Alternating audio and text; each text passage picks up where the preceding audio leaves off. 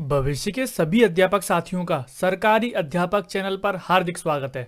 दोस्तों, child psychology को हम कवर कर रहे हैं। ये इसमें हमारा 10वां लेक्चर है। ठीक है, ये केवल सीटेट परीक्षा के लिए स्पेशल क्लासेस आपके लिए चलाई जा रही हैं, जो टॉपिक मेनली सीटेट परीक्षा में पूछे जाते हैं। अब हम पहुंच चुके हैं कोहलबर्ग के सिद्धांत पर। आज हम डिस्कस करने वाले हैं नैतिक विकास का सिद्धांत, और इस सिद्धांत का प्रतिपादन किसने किया था? कोहलबर्ग ने। आज की इस वीडियो में मैं आपको बताऊंगा कि कोहलबर्ग ने किस तरह से ये सिद्ध कर दिया था कि बच्चे से लेकर बच्चा जब बड़ा हो जाता है उसमें किसी भी प्रकार की कोई नैतिकता नहीं आती, ना ही उसमें किसी भी प्रकार की कोई नैतिकता होती है। नैतिकता उसको जाहिर करनी पड़ती है, कई सारे कारण होते हैं इसके लिए, तो उन सभी पर चर्चा करेंगे। तो चलिए शुरुआत करते हैं। किसी भी टीचिंग एग्जाम्स की तैयारी कर आप घर बैठे करना चाहते हैं तो सरकारी अध्यापक चैनल को जरूर सब्सक्राइब कर लें। इसके बराबर में जो बेल आइकन है उसको जरूर प्रेस कर लें। तो चलिए शुरुआत करते हैं। यहाँ पर लॉरेंस कोहलबर्ग ने जो अपना नैतिक विकास का सिद्धांत दिया है, इसमें उसने 3 अवस्थाएं बताई हैं। किस अवस्था में बालक का नैतिक विकास किस तरह से होता है वो हम डिस्कस करेंगे। तो चलिए शुरुआत करते हैं। सबसे पहली जो अवस्था का नाम है वो है पूर्व रूढ़िगत परंपरागत अवस्था। इसको बोलते हैं प्री कन्वेंशनल स्टेज। ठीक है, क्या बोलेंगे? पूर्व परंपरागत अवस्था, या फिर पूर्व रूढ़िगत अवस्था, या फिर प्राग परंपरागत अवस्था, या फिर प्राग रूढ़िगत अवस्था। इसको इंग्लिश में बोलते हैं प्री कन्वेंशनल स्टेज। ये लॉरेंस कोहलबर्ग के नैतिक विकास की पहली स्टेज है। इसका जो समय बताया गया है वो है 4 से 10 वर्ष। यानी कि इससे पहले क्या होता है? इससे पहले किसी भी प्रकार की कोई नैतिकता बच्चे में नहीं होती है। इससे पहले वाले वर्षों में, यानी कि जब बालक 3 साल का होता है, 2 साल का होता है, 1 साल का होता है, तो वहां पर क्या है? नैतिकता का अभाव होता है। यहां से हमें ये बात पता लग गई कि लॉरेंस कोहलबर्ग ने क्या बताया है कि नैतिकता शुरू होती है 4 वर्ष से। ठीक है, ये सारे इंपॉर्टेंट पॉइंट मैं आपको बताऊंगा। अब यहां पर इसका जो समय है 4 से 10 वर्ष तक जो बालक में नैतिकता दिखाई देती है, जिसको pre conventional stage Lawrence Kohlberg ने बोला है। तो इसमें लॉरेंस कोहलबर्ग ने यह बताया है कि बच्चे में किसी भी प्रकार की, जब वो छोटा होता है उससे बड़ा तक हो जाता है, किसी भी प्रकार की कोई नैतिकता नहीं होती है। वो नैतिकता दिखाता है पनिशमेंट को अवॉइड करने से, यानी कि उसको दंड से बचने के लिए। आप हिंदी में लिखते जाइए, मैं यहाँ पर इसके यहाँ पर जैसे इंग्लिश में लिखा है आप लिखिए यहाँ पर, दंड से बचने के लिए जो नैतिकता दिखाई जाती है बच्चे के द्वारा पूर्व परंपरागत अवस्था में। दूसरा है सेल्फ सेंटर्ड। इसने भी जो हर एक अवस्था है उसको भी 2 भागों में विभाजित कर दिया है कि 2 तरीके होते हैं, 2 ऐसी वजह होती हैं जिनसे नैतिकता बच्चा दिखाता है। दूसरी होती है बच्चा थोड़ा सा और बड़ा होता है तो सेल्फ सेंटर्ड, यानी कि अहम केंद्रित, स्वयं केंद्रित होता है, केवल अपने बारे में सोचता है। इसमें इस अवस्था में जो बालक नैतिकता दिखाता है वो दिखाता है पुरस्कार प्राप्त करने के लिए। ठीक है, याद रखेंगे 2 चीजें हैं। पूर्व जो परंपरागत अवस्था हम पढ़ रहे हैं, इसमें बालक 2 चीजों से नैतिकता दिखाता है, एक दंड से बचने के लिए, एक पुरस्कार पाने के लिए। ठीक है, आपसे डायरेक्ट प्रश्न ये पूछा जा सकता है कि पुरस्कार पाने के लिए या फिर दंड से बचने के लिए लॉरेंस कोहलबर्ग की किस अवस्था में आता है? तो पूर्व रूढ़िगत अवस्था या फिर पूर्व परंपरागत अवस्था, कुछ भी आप बोल सकते हो। ठीक है, यहाँ पर 2 नाम मैंने इसलिए ले लिए हैं क्योंकि घुमाकर भी पूछा जा सकता है। काफी ज्यादा सरल नाम है, ये आपको आसानी से याद हो जाएंगे। अब बढ़ते हैं दूसरी अवस्था की तरफ। दूसरी अवस्था का नाम है रूढ़िगत परंपरागत अवस्था। या तो रूढ़िगत अवस्था या फिर परंपरागत अवस्था। यहां तक क्या था? पूर्व परंपरागत, यहां पर क्या है? परंपरागत, और यहां पर क्या है? पश्चिम परंपरागत। ठीक है, तो आसानी से याद हो जाएंगे, या तो रूढ़िगत बोल सकते हैं या फिर परंपरागत बोल सकते हैं आप।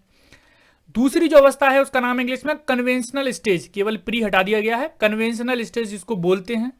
इसका जो समय होता है वो 10 से लेकर 13 वर्ष का होता है। इसमें जो बालक होता है वो भी 2 तरीके से अपनी नैतिकता दिखाता है, एक गुड बॉय और गर्ल एटीट्यूड। अपना अच्छा एक गुड बॉय बनने के लिए, जैसे मेहमान आते हैं तो कोई बच्चा अच्छी नैतिकता दिखाता है तो वो क्या बोल के जाते हैं कि आपका लड़का कैसा है? गुड बॉय है या फिर गुड गर्ल है। तो वो नैतिकता दिखाता है गुड बॉय या फिर गुड गर्ल बनने के लिए। ठीक है, तो यहां पर भी बच्चे में नैतिकता नहीं होती है, यहां पर भी बच्चे में नैतिकता नहीं होती है। इसके अलावा लॉ एंड ऑर्डर को फॉलो करने के लिए भी इस अवस्था में बालक क्या है? नैतिकता दिखाता है। उसको पहले बता दिया गया है कि ये कानून व्यवस्था है, कानून का अनुपालन तुम्हें करना है, ये से सारे तुम्हें काम करने हैं, कोई भी गलत काम नहीं करना है। तो उसको फॉलो करने के लिए और गुड बॉय और अच्छा लड़का या फिर अच्छी लड़की बनने के लिए अपना जो एटीट्यूड दिखाता है उसमें वो नैतिकता दिखाता है। यहां पर भी बच्चे के अंदर कोई नैतिकता नहीं होती है। ठीक है, ये है परंपरागत अवस्था। पहली है पूर्व परंपरागत, दूसरी है परंपरागत, तीसरी है पश्चिम परंपरागत। अब इसको बोलते हैं प्री कन्वेंशनल स्टेज। ठीक है, क्या बोलते हैं? स्टेज होगा, यहाँ पर स्टेट हो गया है, स्टेज। ठीक है, इसका जो समय है वो कितना है 13 से 18 वर्ष, याद रखेंगे। 4 से 10 पूर्व परंपरागत, परंपरागत में 10 से 13, पश्चिम परंपरागत में 13 से 18 वर्ष।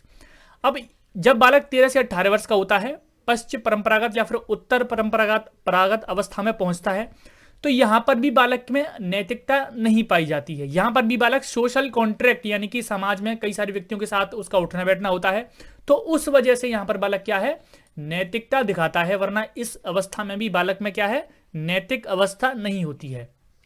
ठीक है, याद रखेंगे। और इसके अलावा प्रिंसिपल्स, इस अवस्था में क्या होता है, 13 से 18 वर्ष तक पहुंचते पहुंचते बालक के कुछ प्रिंसिपल्स यानी कि कुछ सिद्धांत डेवलप हो जाते हैं उसमें, तो उन सिद्धांतों को बनाए रखने के लिए नैतिकता दिखाता है। यहां पर भी बालक के अंदर नैतिकता नहीं होती है।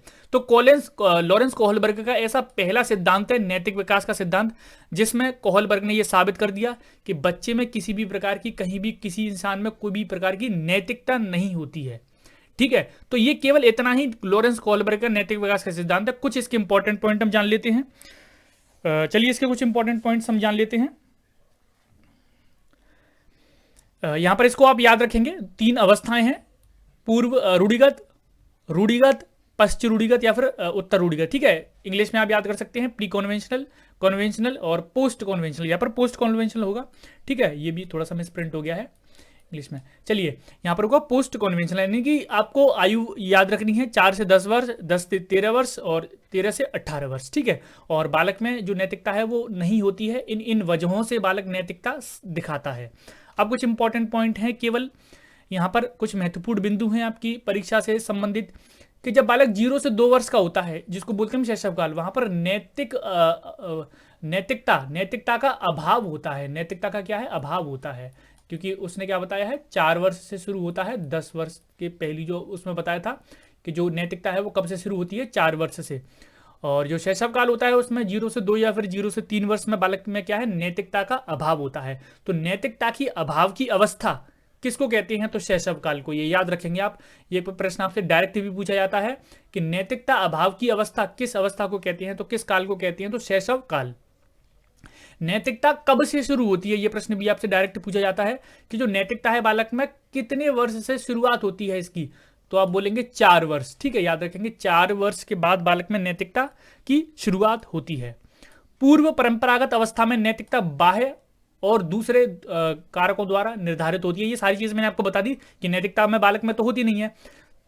जो पूर्व परंपरागत अवस्था है, परंपरागत अवस्था है, उत्तर परंपरागत अवस्था है, ये में क्या है, दूसरे कारकों के द्वारा होती है।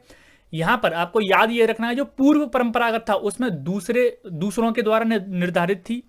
जो सबसे लास्ट वाली अवस्था हमने पढ़ी थी उत्तर परंपरागत, उसमें क्या है, जो नैतिकता स्वयं के द्वारा आई थी, यानी कि कुछ सिद्धांत उसके थे, उसने कुछ सिद्धांत अपने बना लिए हैं, उनको बनाए रखने के लिए उसने नैतिकता दिखाई है। इसीलिए उत्तर परंपरागत अवस्था में नैतिकता स्वयं के द्वारा निर्धारित होती है, और पूर्व परंपरागत अवस्था में नैतिकता बाह्य या फिर दूसरे कारकों के द्वारा निर्धारित होती है। तो यहीं से दोस्तों प्रश्न बनता है, इससे बाहर इस टॉपिक से कोई भी प्रश्न नहीं बनता है। इसके अलावा जब हम इसकी प्रैक्टिस कराएंगे तो यहाँ से भी मैं आपको लगभग 10 प्रश्न ऐसे करा दूंगा कि जो इस टॉपिक से पूछे गए हैं। 10 प्रश्न ऐसे करा दूंगा जो जीन पियाजे से पूछे गए हैं, और 10 प्रश्न ऐसे करा दूंगा वाइगोत्स्की से पूछे गए हैं। तो सीटेट की परीक्षा में आपके 3 मनोवैज्ञानिकों से ही प्रश्न पूछे जाते हैं, जीन पियाजे, वाइगोत्स्की और कोहलबर्ग। तो इनसे मैं 10 प्रश्न करा दूंगा जो पिछली परीक्षा में पूछे गए हैं। कुछ नए प्रश्न भी करा दूंगा, जिससे आपकी जो प्रैक्टिस है वो भी आराम से हो जाएगी, और आपकी जो परीक्षा है वो थोड़ी सी टल भी सकती है अभी। ठीक है, अभी कोई आपकी परीक्षा नहीं होगी, 5 जून को निर्धारित है, लेकिन लगभग 1 महीने के आसपास टल सकती है। तो चलिए दोस्तों, मिलते हैं अगली वीडियो में। उम्मीद है कि काफी कुछ आपको यहाँ से सीखने को मिला होगा। अगर आपको यहाँ से कुछ भी सीखने को मिला, इस वीडियो को लाइक करें, शेयर करें, पहली बार है तो चैनल को सब्सक्राइब जरूर कर लें। धन्यवाद।